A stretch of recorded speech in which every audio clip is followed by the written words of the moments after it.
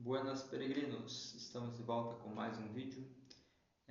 A ideia é de fazer os 3 vídeos na semana e sexta é o dia do tema livre. E a ideia foi trazer um mito. É algo que foi falado também nos outros vídeos, né? Um termo que eu usei bastante, né, que é a psique. Então, trazer hoje o mito, né, de Eros e Psique e tentar explicar um pouco, uma forma prática, o que o mito quer transmitir. No mito também é abordado e invocada, né, Afrodite. Então trouxe uma Afrodite para me inspirar no dia de hoje. E também sexta-feira, né? Sexta-feira é dia de Vênus, dia de Afrodite. Dá, também a ideia é falar sobre os dias planetários, né, nos próximos vídeos. Mas, né, o que foi abordado nos vídeos anteriores, né, relacionado à psique. Eu falei ali da estrutura grega, principalmente platônica, né, dos 3 corpos, né, que é o soma, psique e nous. E o mito de psique mostra muito essa natureza da psique de olhar para cima, né, olhar para o espiritual, mas também está muito agregada ali, né, ao físico, né, o mundo somático. Dá para ver a estrutura, né, dos 3 mundos como se fosse um, uma cana, né, que vai descer água, né, ou algum líquido. Temos nous, que é uma cana que, vamos dizer, está fixa em cima, e temos soma, que está fixa embaixo. O grande problema do rolê é a psique. E para nós é a mesma coisa, né? A gente tem nossa parcela espiritual, nossa parcela física. E aqui deveria ligar essas duas estruturas é a psique. Só que ela é meio perdida, né? Como se fosse uma cana móvel, né? Enquanto as outras estão bem fixas, essa está móvel no meio, né?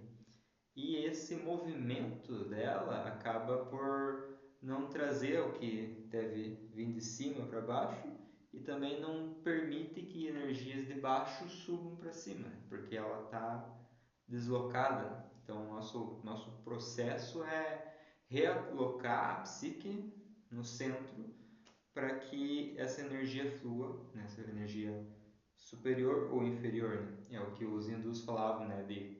Da ascensão de Kundalini e a descida de Forrati, né? Hoje em dia o pessoal fala muito de Kundalini, mas esquece que tem energia forrática também nesse esquema. Mas voltando à psique. Então a psique o grande problema do ser humano é a nossa psique. Né? Dentro da estrutura grega, né, são esses 3 corpos, mas dentro de uma estrutura hindu vai ter os 7 corpos. Né? E a gente consegue colocar os 7 corpos dentro dos 3 corpos gregos, né? Que no hinduísmo, né, ficou bem popular hoje em dia, né, até por causa de Blavatsky, né, esses 7 corpos. Né? Que o mais baixo ali, né, são os rupas, né? O mais baixo é o corpo físico, o segundo ali é o corpo vital, e aí a gente pega esses dois e já coloca em soma. O soma grego ele é o conjunto do físico e do vital. E no vital, né, no vital que tá, que nem falam tanto dos chakras, né, como uma ascensão espiritual, uau, eu tô aqui desenvolvendo meus chakras, mas na verdade os chakras ele é ali a parte mais sutil do físico, né, que é a parte vital, tendo uma conexão com o plano astral, né, mas não é nada ainda espiritual. Eu gosto muito da medicina chinesa, né, e até atuava com ela antigamente. E os pontos da acupuntura, né, são ditos como pequenos chakras. E ali você percebe que o trabalho ainda é físico. Tipo, é um físico sutil, mas ainda é físico. Daí continuando os corpos. Daí vamos ter o corpo astral e o corpo mental. Esses dois, eles se ligam à ideia da psique. E daí acima nós temos uma tríade, que é o mental puro, o búdico, né, que é dá para se traduzir como uma intuição, mas não é bem isso, e a vontade, né, a verdadeira vontade. Dessa tríade se relaciona com o corpo noético dos gregos, né? Então, esses 7 corpos dos hindus, eles são o que os gregos também falavam, só que os gregos diminuíram para 3 corpos. Os egípcios tinham 9, por exemplo, e até mais, se for pesquisar mais a fundo, mas os principais eram 9. Então, tipo, daí já é um outro simbolismo, mas todos se interligam, né? Mas agora vamos entrar no mito, né? Eu vou tentar sintetizar um pouco o mito e focar um pouco mais na explicação. Daí quem quiser procurar o mito é só entrar no Google que consegue encontrar facilmente. A gente percebe que os gregos tinham esse mito, mas o que veio para nós já é ali romano, que tem a ver ali com o asno de ouro de Apuleio, né? Lá no texto que tem o mito de Psique, que fala sobre meio que a queda da alma do ser humano, no trecho aí. Daí ele fala do mito. Mas enfim, vamos pro mito. Se diz, né, que tinha uma jovem, Psique, que era uma princesa e era muito bela, né, muito exuberante, e o pessoal, né, do vilarejo ali, do reino dela, começou a cultuá-la como se fosse uma deusa da beleza, né? Como se fosse mais que Afrodite. E acabou que Afrodite ficou sabendo disso, né? A deusa do amor e da beleza soube que na Terra tinha uma humana que estava sendo cultuada como uma deusa. E aí Afrodite intervém. Ela pensa em fazer uma artimanha voltada ao romântico, né? Então ela pede para Eros, né, seu filho, que é o Cupido, né, fazer que a Psique se apaixonasse por um monstro, né? E aí Eros, seguindo o mando de sua mãe, desce à Terra, encontra a Psique, só que ele fica receoso em cumprir as ordens, né? Porque ele se apaixona por Psique, né? O deus do amor se apaixonou por uma humana. E acaba que ele quer a Psique para ele, né? Vai levar ela para o reino dele e tal.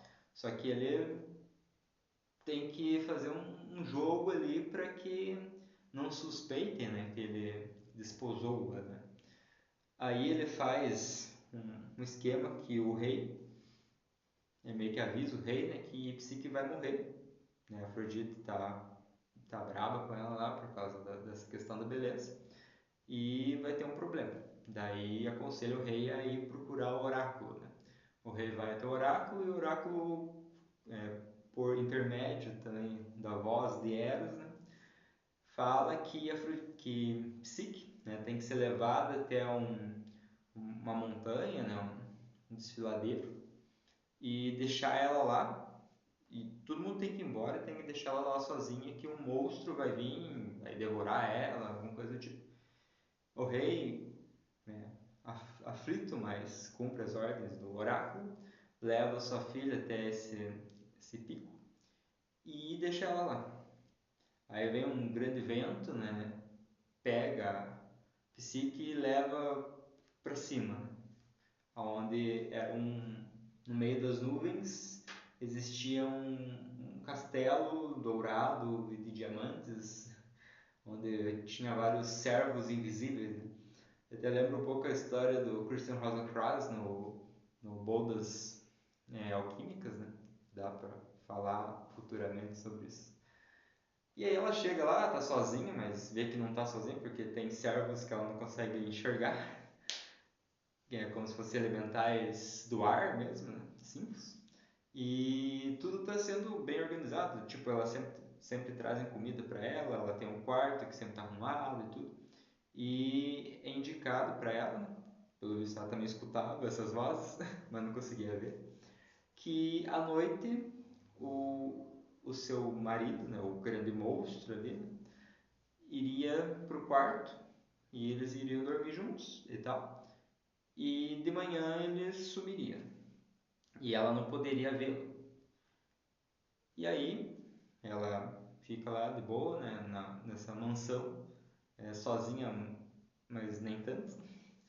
E a noite chega, ela vai pro quarto e escuta, né, a porta abrindo. Não tinha porta, muitas portas na Grécia, né? Mas escuta alguém entrando e, e daí deitando com ela, né? Que era o suposto marido dela, que era Eros. Só que ela não sabia. E né, ele desposa dela e tudo mais. E ela acha tudo perfeito, tudo maravilhoso. Ele explica, né, a situação para ela, que ela não poderia vê-lo e tudo mais, porque ele era muito feio, e ela não podia saber o nome dele e tal. E ela aceita, assim, né? A Psique, ela é uma pessoa bem, bem estranha, assim, não se percebe. Ela no mito, ela é muito, como posso dizer, muito menininha, assim, né? Tudo é novo para ela e ela aceita tudo com muita naturalidade. É, é uma inocência, que também é um símbolo que devemos ter na nossa psique, né? Mas já aborda os simbolismos. Aí, passa os dias, vai passando o tempo, e ela fica com um pouco de saudade da família dela, né? Das irmãs e tudo. E pede, né, para o marido, numa noite que ela não o vê, mas ela pede que ele possa deixar que ela desça para a terra e encontre, né, seus familiares. Eros pensa e deixa. Aí no dia seguinte ela desce de volta para a terra, encontra seu pai, encontra suas irmãs, conversando com as irmãs, daí elas começam a questionar, né? Nossa, como assim você não pode vê-lo? Ele é muito feio? Ele deve ser um monstro. Ele é a serpente que rasteja nesse rio aqui, que a gente ouviu falar quando era criança e tal. E coloca na psique duas influências, né? Que é um machismo e uma falta de confiança, né? Coloca uma pulguinha na orelha de Psique. Psique volta para o reino dela, né? O reino do céu ali dela. E a noite chega, ela se encontra com o marido, passa o tempo ali juntos, ele dorme, ela levanta sorrateiramente, pega uma lamparina, né? E começa a tentar enxergar, né, o seu marido. Percebe que é Eros, um dos deuses mais belos, né? É o deus mais belo. E só que nisso, né, dela com a lamparina acaba derramando um pouco do azeite, né, no ombro de Eros. Eros acorda assustado e vê, né, o que aconteceu, né? E entende isso como uma traição, né? Porque rompe o pacto que o Deus fez com a psique, né? E ele sai pela janela e voando lá e deixa a Psique. E aí Psique perde essa conexão com Eros, né? E ela fica muito aflita porque ela o amava, né? E aí ela tem que procurar ajuda. Ela vai procurar ajuda da sogra, vai procurar ajuda de Afrodite, que era a grande inimiga dela, né? Que não aceitou que Eros fez, né? Porque na verdade nem sabia, né? Aí ela acaba descobrindo, né, desse casamento secreto entre Eros e Psique, que ainda não estava, vamos dizer, completo, né? Por causa da falta de confiança de Psique, ela perde esse contato e vai pedir ajuda para Afrodite. E Afrodite pensa, não gostando muito, mas pensa, tá, você pode retomar o contato com Eros, eu vou conversar com Eros, mas você vai ter que passar por 4 provas, que para Afrodite seriam provas impossíveis de um ser humano completar, mas Psique se coloca em ação, à disposição e vai. Só que ela é meio samunguinha, né? Aí a primeira prova, a Afrodite leva a Psique para um silo, onde tem vários grãos, né? Tem milho, lentilha, feijão, arroz, vários grãos misturados. E a Afrodite fala: você vai ter que separar os grãos. Os grãos de trigo, os grãos de feijão, os grãos de lentilha, todos separados. E eu volto amanhã. Você tem um dia para fazer isso. Daí a Psique fica: nossa, não vou conseguir, não sei o que. E ela começa ali com um grãozinho aqui, um grãozinho lá, só que não vê que não vai para frente, né? Entra no desespero. E aí um serzinho que estava passando por ali, né? Um pequeno, uma criaturinha, uma formiga, vê, né, o desespero de Psique e resolve ajudá-la. Ela vai até o formigueiro, chama todas as formigas e vão até junto de Psique e começam a trabalhar ali de separar os grãos. E Psique só olhando. E aí separam todos os grãos, né, pela noite adentro. E no dia seguinte a Afrodite chega e vê, né, todos os grãos separados, fica impressionada com Psique e fala: tá, não sei como você conseguiu, mas vamos para a segunda etapa agora, né? A segunda etapa, você vai ter que ir até uma região ali onde tem cordeiros, carneiros, né, com a lã de ouro, que são descendentes do cordeiro do Jasão também, né, que é um outro mito, né, que era o Velocino de ouro, que também vem de outro mito, que é um mito de Hermes, né? Mas enfim, aí eles são descendentes desse cordeiro. E você vai ter que pegar o lã desse cordeiro, esse lã de ouro. Você vai ter que criar, né, seu velocino de ouro aqui. Mas o detalhe é que esses carneiros, eles comem humanos.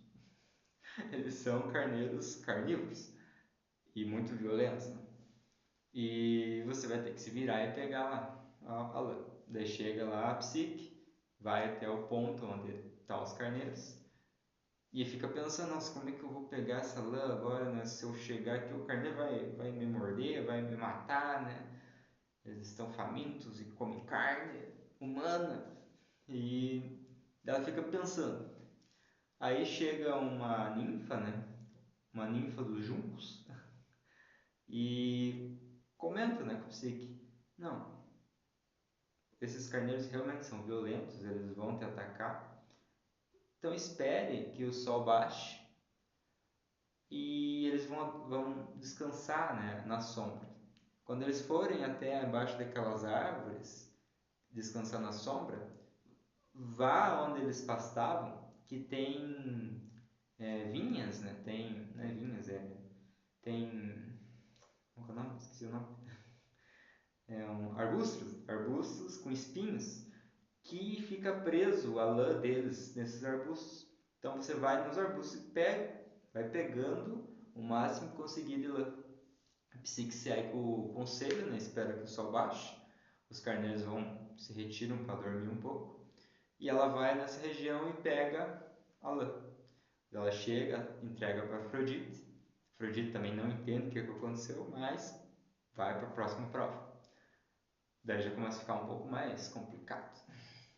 A próxima prova, ela é a de que Psique pegasse a água do rio Estige. E o que é o rio Estige?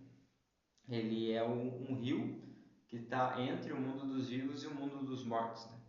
E se diz que todos os humanos que tocam no rio ou bebem do rio se esquecem de tudo, que é o caso da morte, né? Quando o humano morre, o seu espírito vai e bebe dessas águas para esquecer da sua vida que passou, para continuar no submundo e retornar também, né, como uma nova vida, e acaba esquecendo da anterior.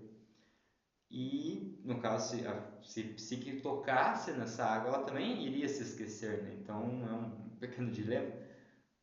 Ela chega até a porta do Hades, onde está o Estige, pensando, né, o que vai fazer. E aí, lá de cima, brilhando, surge uma águia. A águia, a própria águia de Zeus, vem ajudar a Psique, trazendo numa taça, um recipiente, a água do Estígio, que ela pegou ali aparentemente nascia de uma montanha e descia, né, como se fosse uma cachoeira e um rio. Ela desce dessa cachoeira com um recipiente com essa água, né? E Psique pega o recipiente e leva até Afrodite.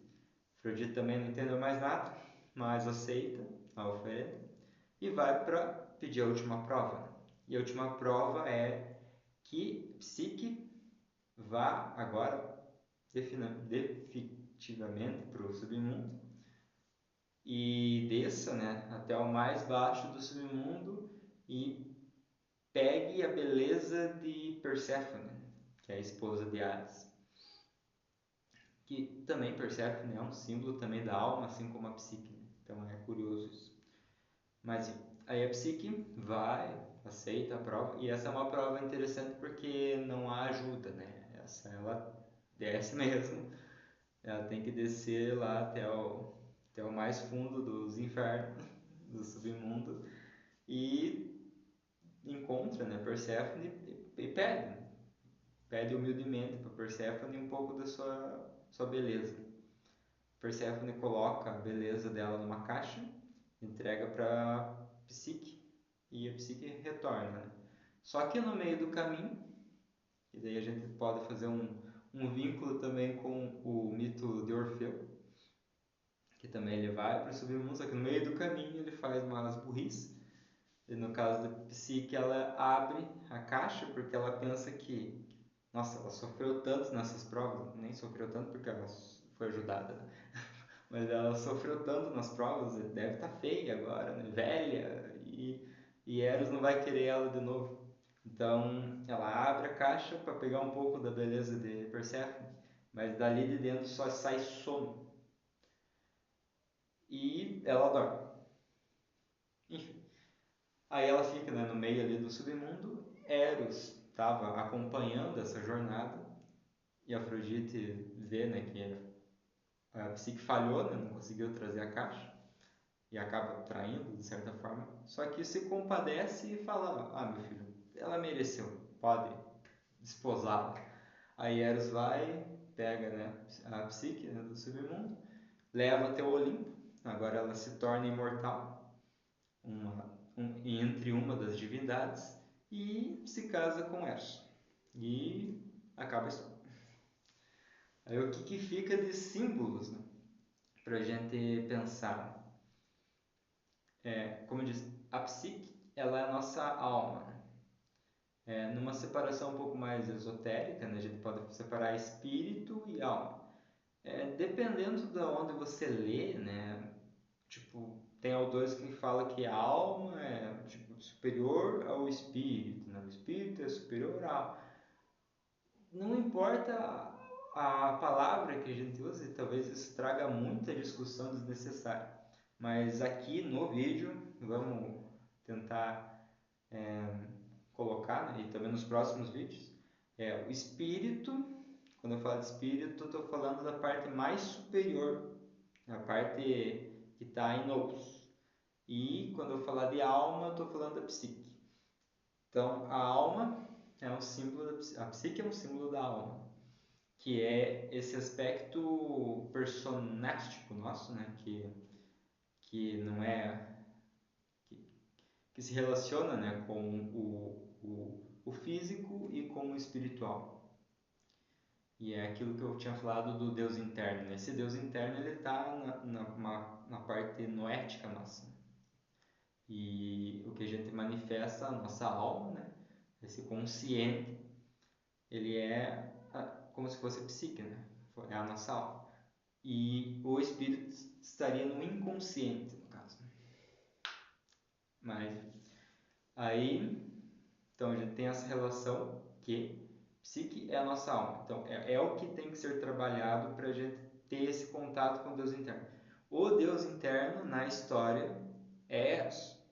Ou seja, a psique, né, ela consegue ter contato com Eros, tipo a parte espiritual, se apaixona pela alma e a leva para cima. Mas a alma, como é uma natureza dual, acaba querendo voltar para baixo, né? Que é quando ela quer conhecer, voltar para falar com suas irmãs. E é ali que planta-se a dúvida e insegurança. Ou seja, é a psique que ela olha para baixo agora, daí fica com dúvidas de olhar para cima de novo. E acaba perdendo essa conexão. Que é em tantos momentos também na nossa vida, né, que a gente confia, né, na espiritualidade, nos deuses, ou confia em Deus, né, depende das suas crenças, né? Eu tenho uma visão um pouco mais panteísta, né? Não politeísta, mas panteísta, que Deus está em tudo, né? E as formas de divindades também são manifestações de Deus, né? E até como se fossem irmãos mais velhos de nós, humanidade, né? Mas esse é o meu ponto de vista mais voltado ao panteísmo. Né, que ela falou. Quantos momentos, né, que a gente perde, né, essa confiança, né, com esse plano espiritual, uma dúvida, alguma coisa, tipo, nossa, nada está acontecendo, mas será que não está nada acontecendo? Fica a questão. Então, nossa psique se desconecta desse Deus interno. E foi o caso da psique. Aí começa o momento de provação, porque ela vai ter que retomar isso. Mas é aquela história, né? Se não aprender por amor, aprende com a dor, né? Então, se ela não aproveitou bem essa oportunidade que ela teve por amor, agora ela vai ter que trabalhar pela dor, né? E é as duas colunas ali da árvore da vida, né? A misericórdia e a do rigor, né? Então, teve ali acesso à misericórdia, agora vai ter que trabalhar o rigor. E aí criar a coluna do meio, né? Dentro da árvore da vida. Daí as provas. A primeira, ela tem que separar os grãos, né? É um símbolo do discernimento, né? Quando a gente começa no processo iniciático, né, a gente tem que saber discernir, né? E ainda, eu acho que muito mais no momento que a gente está vivendo agora. Que antigamente, quando o cara queria ser iniciado, ele tinha que procurar uma ordem, e ele estudava essa ordem, ficava lá, e o conhecimento que ele tinha vinha dessa ordem, né? Não tinha outros lugares, né? No caso, teria que viajar para uma outra região para encontrar outra ordem e tal. Mas hoje em dia a gente tem acesso aqui no celular a tudo e a qualquer momento, né? E isso talvez traga a pior forma de espiritualidade, porque tem muita informação, muito vento, mas você não tem nenhuma estabilidade, né? Você não sabe o que você realmente quer. Que é uma coisa que eu sempre comento, né, com o pessoal que vai conversar comigo. Tipo, a pessoa que tá lá no ayahuasca, tá lá no budismo, tá fazendo teta healing e acredita nos alienígenas, não sei o que, e reza pra mandrágora do Harry Potter e tal, um negócio louco, né? Eu falo, não, mas tá, é legal conhecer várias culturas e tudo, e é legal conhecer também para ver o que te serve, né? Mas é aí que tá o ponto, ver o que te serve. E quando você encontrar essas coisas que ressoam com o teu íntimo, caminha nelas. Não fique voando em tudo que é canto, né? Que é que nem a ideia das vibrações, né? Aquele instrumento que você bate, né? Vibra, né? Numa frequência, e se a outra coisa estiver na mesma frequência que ela começa a vibrar também, né? É isso, vai conhecendo, legal, mas vê o que ressoa e vai nesse caminho, não precisa ficar voando tanto, né? E o caso da psique, já no primeiro passo dela, na primeira iniciação dela, é relacionada a isso, né? A gente até pode ver um aspecto de iniciação da Terra, né? Esse discernimento, né? Ver, nossa, está uma bagunça aqui. Estou cheio de informação agora, mas está uma bagunça. Para e agora você começa a trabalhar em separar e ver o que lhe serve, né? Que foi o separar dos grãos. No caso, a psique ela recebe, né, auxílio das formigas. É um pouco curioso, porque dentro da antropogênese, principalmente da teosofia, né, a gente estuda que as formigas, as abelhas, têm uma relação com o planeta Vênus. E o mito, a gente tá com Afrodite, né, que era a opositora de Psique, mas um aspecto dela, né, as formigas, estão auxiliando a própria Psique. Outro ponto também simbólico, né, que a formiga é um animal que vive embaixo da terra. Então, a ideia é que a Psique tinha que botar ordem ali no negócio, no silo, né? E ela traz aspectos internos dela, daí é aquilo que eu falei, né, discernir o que te cabe. Então, ela traz esses aspectos internos para conseguir ordenar os aspectos externos, né? Enfim, a segunda iniciação, né, ali que é com os carneiros, né? Ela pode ter uma relação com o elemento ar. Dentro da tradição mais comum se fala, né, que é terra, água, ar e fogo, né? Mas dentro que nem da Cabala é terra, ar, água e fogo. E você vê que encaixa no mito isso, mais ou menos. E essa parte do ar fica um pouco vaga. Mas o que é o carneiro? E é o descendente do carneiro de ouro. Esse carneiro de ouro tem muito simbolismo. Eu, particularmente, gosto muito da história do Velocino, desde criança, né? Eu era criancinha e minha mãe contava as histórias, né, da mitologia grega. E eu sempre fui apaixonado pelo carneiro, né? E até tinha umas viagens minhas que eu conversava com um carneiro. É, um carneiro astral. Até tenho tatuado um Kenum aqui, Kenum escravejo, que é o deus carneiro egípcio. Mas, falando menos de mim, vamos voltar ao mito.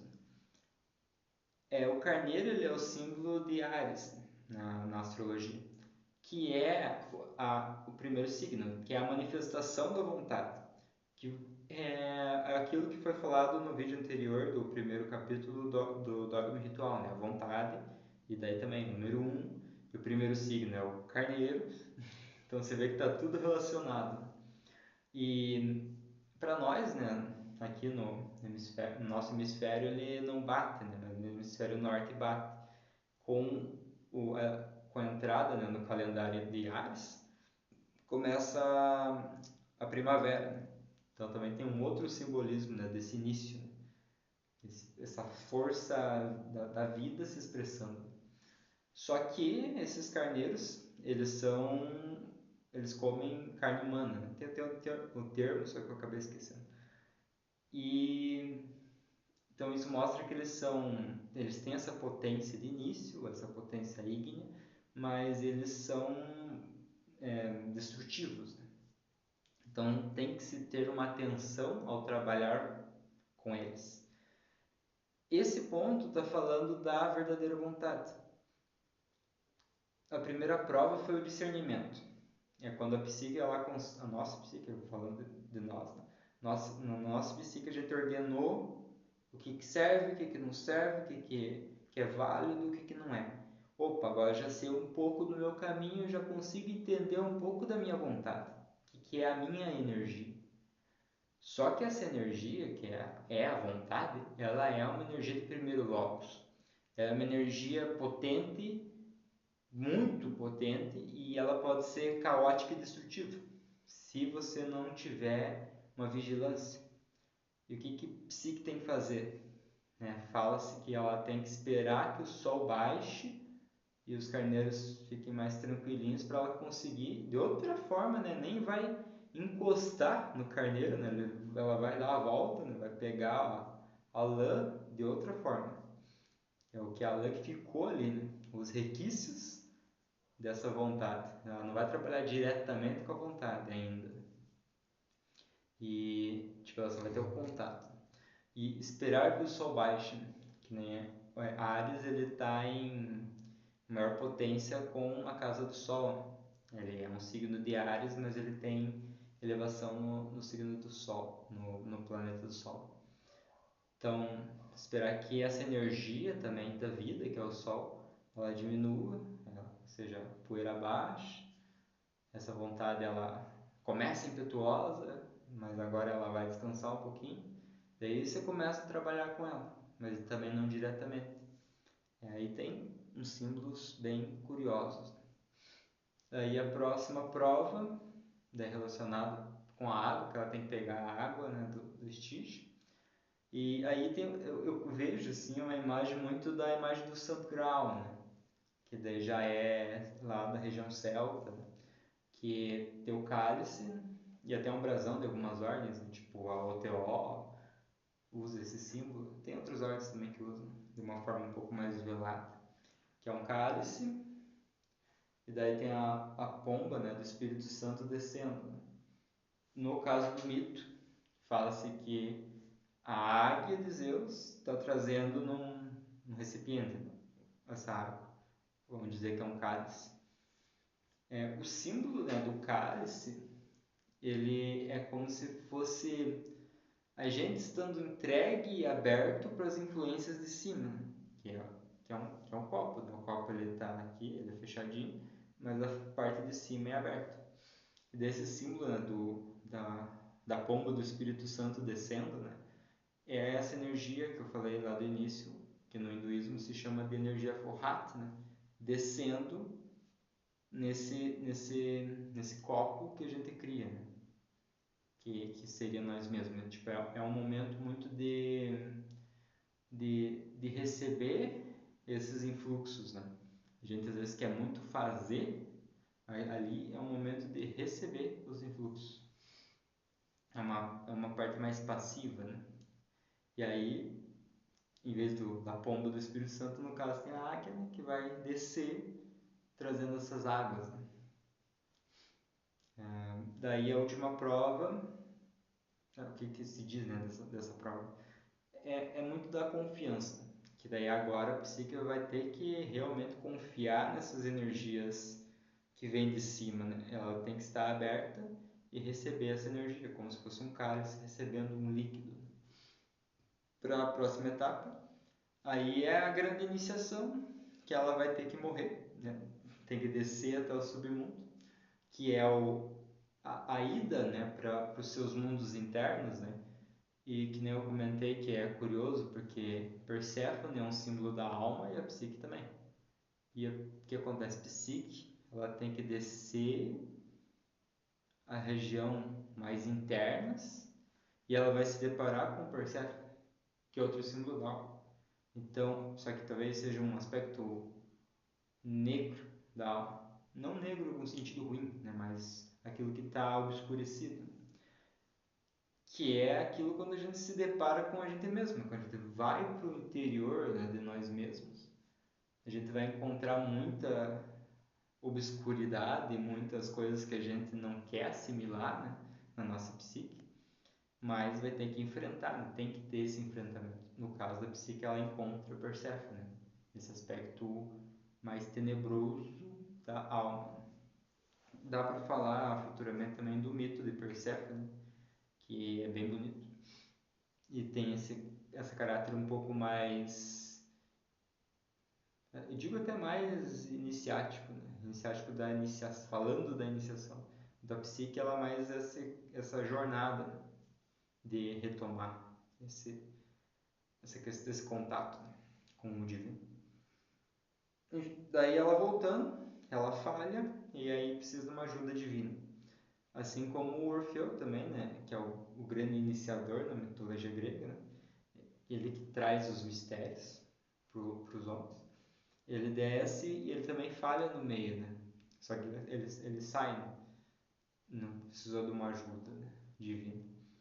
Ele só falhou ali porque ele não podia olhar para trás e ele acaba olhando. Né? Que ele estava trazendo Eurídice, né, que era a esposa dele, para a superfície de volta e acaba não confiando e olha para trás. Né? Mas vamos focar em psique. Daí esse mito fala, né, da iniciação como a morte, né, que é a morte do antigo para o início de um novo. Né? Então esse encontro, né, dessa alma que vivia na Terra teve contato com o sutil e tal, mas vivia na Terra, que é a Psique, encontra-se com essa parte divina dela, né? Só que obscurecida, que é Perséfone, e ali é um ponto que ela morre, né? Que daí ela, usando da beleza de Perséfone, da caixa não sai beleza, mas sai sono. É um símbolo da morte, né? Ela morreu ali e ela vai renascer nova. Esse fluido, né, que saiu ali, que é o sono, talvez seja também esse aspecto do que ela encontrou no interior dela, que é a nossa jornada, né? Porque a gente encontra dentro de nós que vai nos matar, personalidade, matar, e fazer que a gente volte novo. E no caso dela, volta e vai para o Olimpo, né? Ela se torna imortal e uma divindade junto com as outras, né? Que é o aspecto do ser humano, nessa reintegração, de a gente relembrar que a gente é um Deus, né? A gente morre fisicamente, personalidade morre, né? E a gente entende que a gente é algo divino, que é o que aconteceu no final desse mito, né? A Psique, ela é recebida, né, como uma divindade, assim como nós temos que também um dia ser recebidos como uma divindade. Outro ponto legal, né, de Afrodite, que ela que é a iniciadora da história, por causa dela que tudo aconteceu. E Afrodite, relacionada a Vênus, né, ela é a anunciação, né? A gente tinha o símbolo, né, da estrela matutina, né, que ela é a última a assumir do céu, né, mas simbolicamente se entendia que ela é a que estava vindo, chamando o sol, né? Esse aspecto daquilo que vai vir para o sol como uma grande divindade, né? Mas daí tem antes disso um arauto que é Vênus. Então ela é o iniciador da grande luz, simbolicamente. Em alguns ritos, né, como o da Golden Dawn, se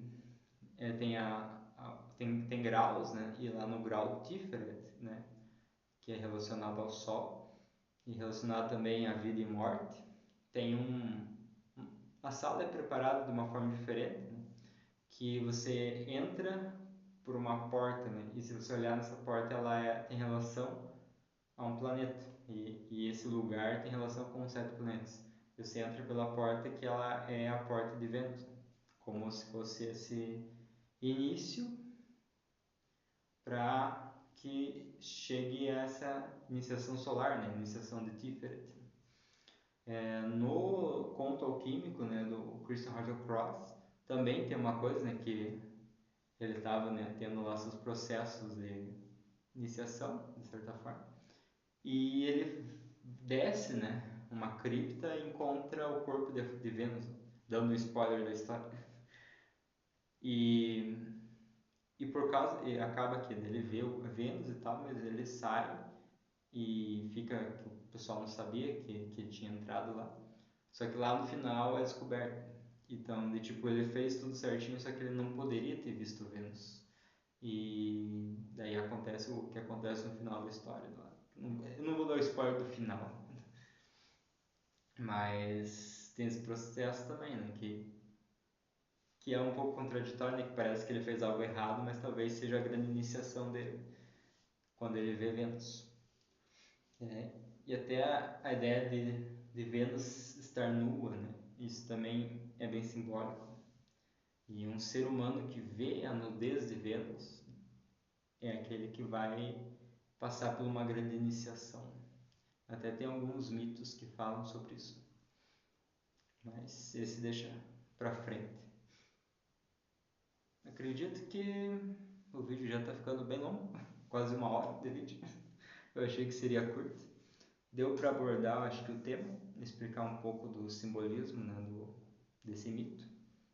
E espero ter transmitido um pouco de luz nesta sexta-feira, consagrada a Afrodite. Então, por hoje é só. Fiquem todos bem e boa jornada a todos vós, peregrinos.